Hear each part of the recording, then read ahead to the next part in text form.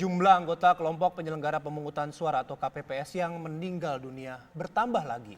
Di Surabaya, Jawa Timur, seorang anggota KPPS tutup usia diduga akibat kelelahan setelah bekerja tanpa henti di hari pencoblosan.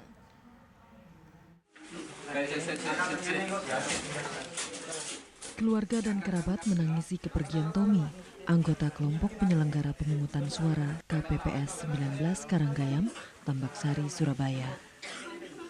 Pria berusia 47 tahun ini meninggal dunia setelah sempat dirawat di rumah sakit RKZ.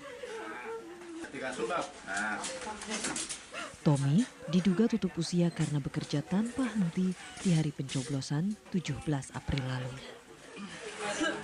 Menurut rekan-rekannya, ketika itu Tommy bertugas sejak sebelum pemilu berlangsung hingga penghitungan usai dini hari. Setelah sekitar 24 jam bekerja, Tommy mengeluh sakit kepala dan sesak napas. Ayah satu anak ini ke rumah sakit dan melakukan rawat jalan.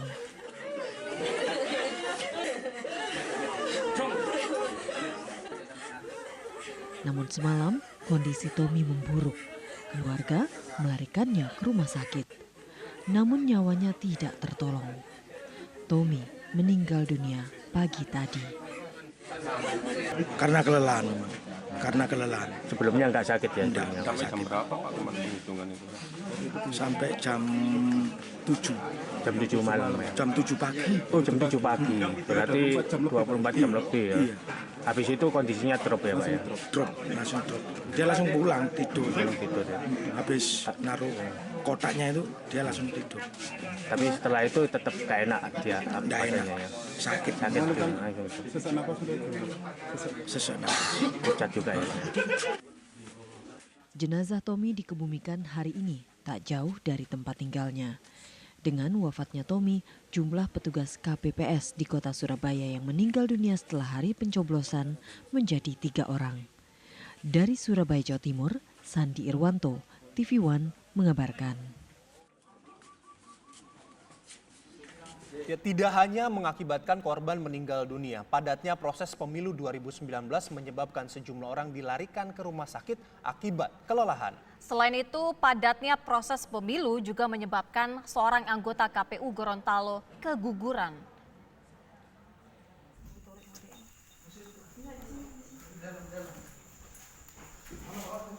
Ini adalah rekaman video amatir saat salah seorang anggota PPK Desa Pupuring, Kecamatan Alu, Kabupaten Polewali Mandar, Sulawesi Barat pingsan saat mengikuti proses penghitungan suara pemilu 2019 pada Rabu malam.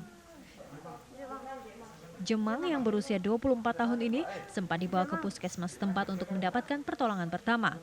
Korban akhirnya dirujuk ke rumah sakit daerah Polewali Mandar setelah kondisinya semakin memburuk. Korban pingsan setelah mengalami sesak nafas disertai pusing. Sudah berapa lama memang kerja? Ya, Sudah berapa lama kerja? Sudah berapa hari? sudah 3 hari untuk merekaman suara. Enggak tidur gitu? Jarang. Jarang tidur. Kurang istirahat ya? Hingga Kamis siang, Jemang masih dirawat di rumah sakit untuk memulihkan kondisinya. Atas peristiwa ini, KPU Polewali Mandar telah mengusulkan nama korban kepada KPU RI untuk mendapatkan uang santunan. Nasib naas juga dialami oleh Hendrawati Saliko. Hendrawati masih dirawat di Rumah Sakit Multazam Gorontalo karena harus rela kehilangan bayinya yang berada di dalam kandungan dalam usia 3 bulan.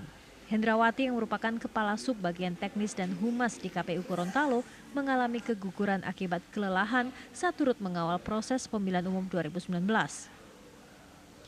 Sebelumnya Hendrawati mengeluhkan pusing dan lelah. Hendrawati juga sempat meninjau sejumlah daerah dan rapat dengan pihak Bawaslu saat persiapan pemungutan suara ulang. Baru setelah di USG, di tempat praktek kata dokter, bayinya BO, like ovum istilah kedokteran, dia artinya itu janin tidak berkembang dan harus dikeluarkan. Jadi dirujuklah ke sini. Di Jombang, anggota KPPS TPS 01 Desa Bandung Kecamatan Diwek harus dilarikan rumah sakit sejak hari Minggu lalu akibat kelelahan. Korban bernama Mahfudi didiagnosa terkena penyakit tipes.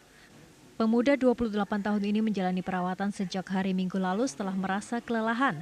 Kondisi yang lemah menyebabkan penyakit tifus menyerang setelah turut mengawal rekapitulasi penghitungan suara pemilu 2019.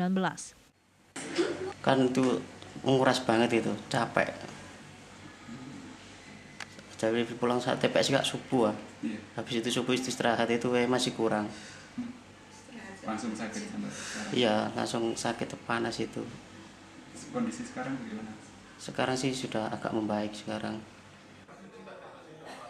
Selain Mahfud, Ketua PPK Kecamatan Kesamben harus dilarikan ke fasilitas kesehatan setelah pingsan akibat kelelahan di tengah padatnya proses penghitungan suara. Akibat kejadian ini, rekapitulasi penghitungan suara di tingkat PPK Kecamatan Kesamben terpaksa ditunda. PPK masih berkoordinasi dengan Panwas Kecamatan untuk kelanjutan rekapitulasi perolehan suara. Tim TV One mengabarkan.